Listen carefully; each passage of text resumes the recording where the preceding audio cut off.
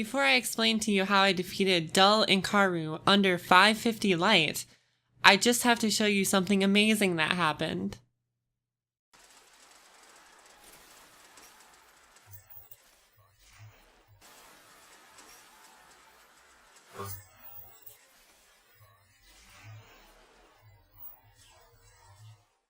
Originally watching this footage, I thought that this was just a quick scope, but actually it's a no scope. So I thought that I'd just show that because it was something crazy that happened during one of the encounters with Dul Incaru. Without adding any more fluff to this video, because I don't want people to say in the comments, "Get to the point," here is how to defeat Dul Incaru, as well as how to get to her if you are low level in the Shattered Throne dungeon.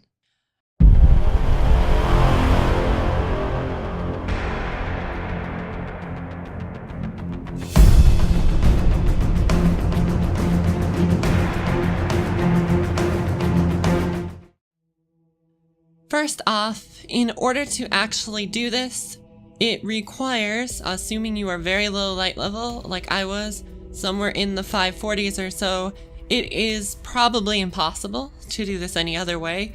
You will have to power level glitch through the bosses and encounters in order to get to Dul Incaru. Now, if you haven't been living under a rock, you've probably been following your favorite YouTubers, and most of them have probably already put out videos showing you how this is done, but I will follow suit and explain it as well. Essentially what happens is with two people in a fire team, you'll have one person leave, they'll go to the change character screen. As they are in the timer, the other person will have already died as well, and as the timer drops down, you will basically count out, not the person that's changing character, but the other person will count out 3, 2, 1, and then they will say 0, they will say leave, or they will say go, something along those lines. There are myths and superstitions around this as to what you should say.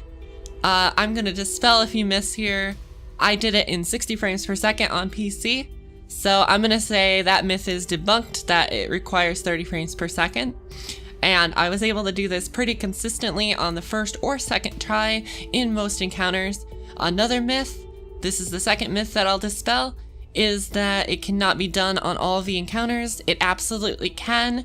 For Dul Incaru, at the very end, we did not have the scions despawned. However, I did test this, and as long as you don't wipe after doing this power level glitch, you will basically not complete the encounter, but you will make all of the ads besides the knights despawn, which makes the encounter significantly easier. So that myth, I would say, is fully debunked. And the third myth that I will debunk has to do with the fact that on PC people are saying you cannot use the escape key in order to do change character. You have to go into settings, accessibility, and change character. Now, if you're like me, you didn't even know that there was an ability to change character within the accessibility settings option screen. But there is, however, it absolutely works using escape because me and my fire team, the entire night, that is exactly what we did. Now for some advice. When using the power level glitch at the ogre encounter, you will want to make sure that you have all of the team members in your fire team as soon as you have done the glitch and it has worked.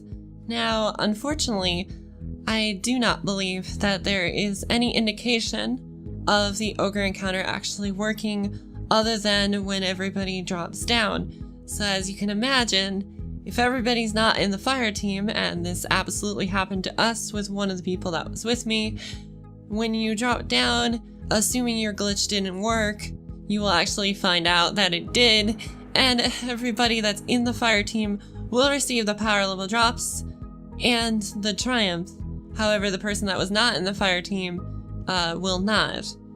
So the flip side, of course, is that even though you do have to have everyone in the fire team before you drop down to test if the glitch worked, you make sure in this case that everybody does get a power level item. Whereas in the first encounter and in the Dul Incaru room, this is not the case. you can, only one person will be getting it, and then you would have to switch characters or switch the person around or whatever in order to get any more powerful drops, because as it currently stands, you can only get one powerful drop per character. Now, as to what kind of powerful drops we're talking about, it is like 10 to 15 light above your own, and after getting through the Shattered Throne at level about 145, I am now consistently getting prime engrams that are significantly above my level, somewhere in the 10 to 12 light level, which is absolutely amazing.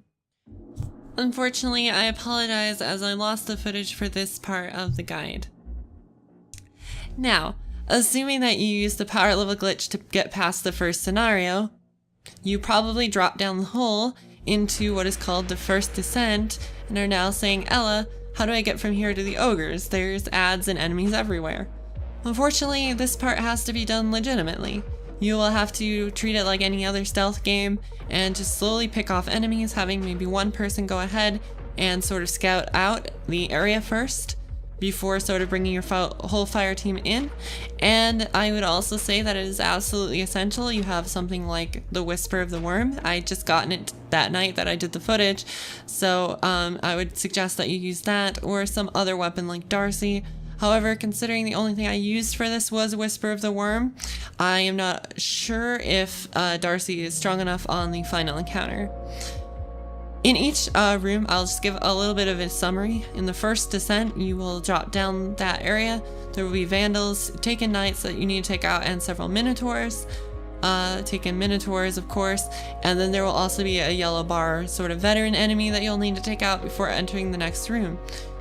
As with anything else, you'll want to just snipe out the vandals and hobgoblins around the area before moving into the next room and taking out the veteran. There are a couple of different places that you can hide in that little staircase there between it. That his AI kind of sucks, so you probably can just get him and finish him off right there.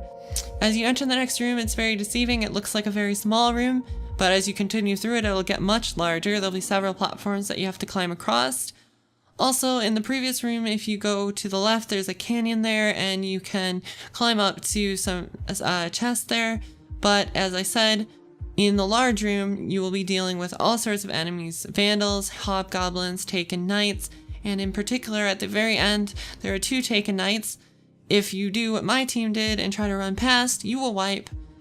Probably, because it's very difficult to actually get past the 2 taken knights. They're on each side. Just make sure you take them out from a distance and move on to the next area. Now, the next area is aesthetically probably my favorite area in any Bungie game I've ever played. It is clearly inspired by Anor Londo from Dark Souls. You have these ogres that will show up and they will blast you off of the edge, very similar to the archers as you were trying to make it up the way to the castle in Anor Londo of Dark Souls, and later in Dark Souls 3 when they did that as fan service. The archers could just shoot you and knock you off. Very annoying, very frustrating, and here it is in Destiny. So in this area, you just want to have one person go across these platforms. Never have the entire team jumping platforms at once, as if everybody dies then you wipe and have to start the entire area over from the first descent. But you want to make your way across, and as enemies spawn, you just kind of pick them off. And then, like I said, have one fireteam person keep going through the area, spawning enemies in the next part of these platforms. Totem, when you first come in, is actually to your right. So if you go to your far right coming in, you can actually talk to him for some lore. But just continue across and you'll get to the infamous Thrall Room. At this point, it's best to probably have one of your fireteam members hang out on the Anor Londo platforms. Otherwise, you can have them hang out on a pillar that is outside of the sort of like filmy goop that you have to walk through, and just have them hang out on the pillar. That way they stay alive while everybody else goes in. Or I think you do get a checkpoint here, so you can probably just have everyone go through. But you'll want to use supers and like grenades and stuff because your mobility is significantly reduced by the goop that you will have on you as soon as you walk through the film that I mentioned. And the nice thing is there are some pretty self-explanatory ledges, and again, I apologize for not having footage for this, that you can climb on and sort of hide out from the thrall there. The Titan is with his hammer is probably one of the best supers that you can have for this area, and also for the Incaru encounter at the end. So I recommend that. So just kind of make your way through this room. The way that you go is pretty simple to figure out. There's not really much in the way of challenge. You just have to deal with lots of thrall and the significantly reduced movement. When you get to the end, there'll be a balcony that you jump over, and then you will have the ogre encounter. After using the power level glitch, again assuming that you are not high enough level to just finish off this encounter, you will have to deal with some elevators. Now, in order to go up the elevators, the safest way is to stay far away, use Whisper or Darcy or some other sniper rifle to take out the enemies, and then climb into the elevators, which are very similar, if not the exact same thing, as what we encountered in the original House of Wolves Destiny expansion. Go up of these elevators, and assuming that you did use the power level glitch, you will not have to encounter the thrall as long as you do not wipe before you get to Incaru. However, if you do wipe, then there's sort of a secondary thrall room of sorts where you don't have the reduced mobility, and there are still platforms and ledges that you can climb on, which you'll see in the video. But the enemies just seem to continue to spawn, so we just kind of ran past that, but it's still kind of annoying. So if you can do it without wiping the first time, that's advised, but if you can't, oh well, it's not too difficult to get through. The final part is a jumping puzzle, which is very similar to the Whisper the Worm quest in that you have taken walls that are like the Centurions that will blast you off of the fortress, which is clearly, to me, it looks like a nightmarish version of the fortress that we have in the Dreaming City outside of this Ascendant realm. Maybe it's not the same thing, but it sure seems to be the same thing to me. But you will need to get up and around these platforms. It's just kind of the side of the fortress, and it's really just the taken walls and a couple of hobgoblins that you'll have to deal with. Once you get past that, you will get to Incaru, and this is now how you will deal with the fight. At the very beginning of the encounter, you will want to have the lowest light level person that you have hide in the corner that you'll see in the video that I'm hanging out in, and then the other two people, the higher light people, will want to jump up onto the two statues on the left and the right. Now, as I mentioned before, you can have just two fireteam people here first and despawn all the enemies, but if you wipe, all of them come back, and it's still a pretty difficult encounter, so it's best to just kind of have the two on the statues be at least high enough light to sort of deal with the scions. Like I said, 549 should be high enough for that, and just take out the scions. The person that's in the corner can throw a grenade. That's very helpful as well.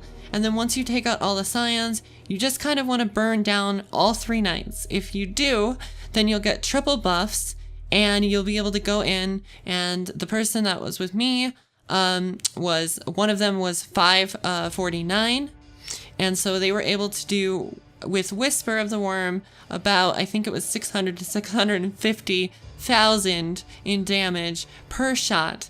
And of course, with Whisper, it's basically Black Hammer from the original Crota raid, which, as I'll remind you, was actually a legendary and not an exotic, and by that, you can just get ammo out of thin air every time you get critical hits.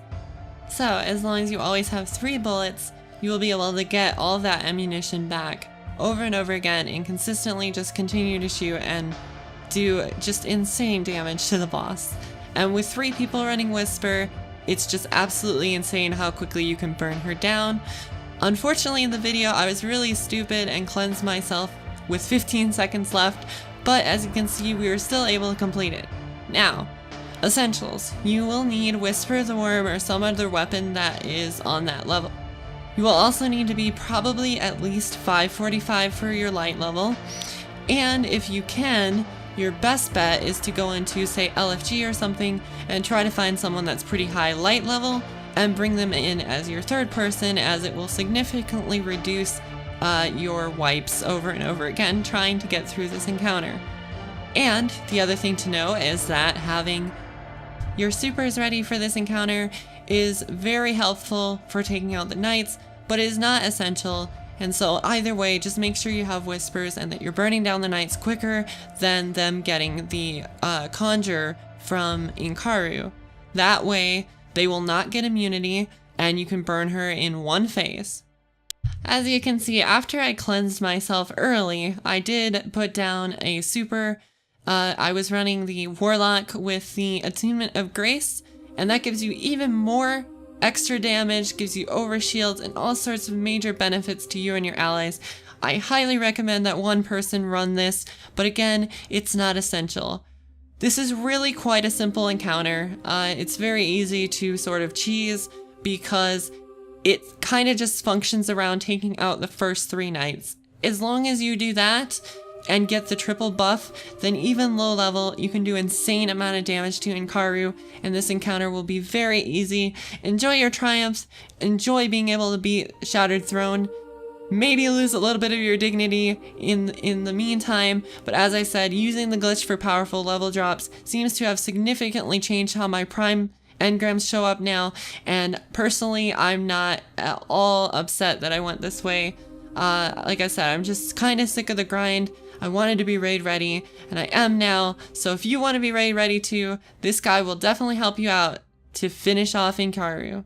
I really hope you enjoyed the video. Share it everywhere so that we can help more and more people out. And I hope that y'all have an absolutely wonderful rest of your day. Don't forget to subscribe to my channel for more Destiny 2 Forsaken content. And of course, because YouTube sucks, make sure to ring the bell.